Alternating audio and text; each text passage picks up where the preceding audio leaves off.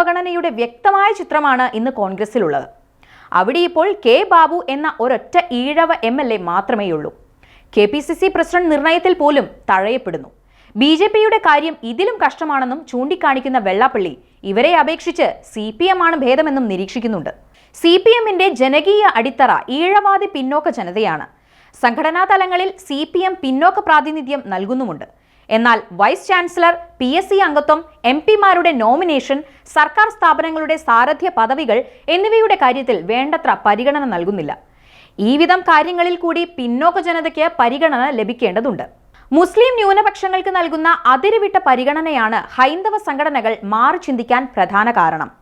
പ്രത്യക്ഷത്തിൽ എല്ലാ രാഷ്ട്രീയ പാർട്ടികളെയും പൊതുവെ വിമർശിക്കുന്ന വിധത്തിലാണ് ലേഖനമെങ്കിലും CPMനോടും മുഖ്യമന്ത്രി പിണറായി വിജയനോടുമുള്ള ആഭിമുഖ്യം പരോക്ഷമായി ലേഖനത്തിൽ ഉടനീളം ദൃശ്യമാണ്.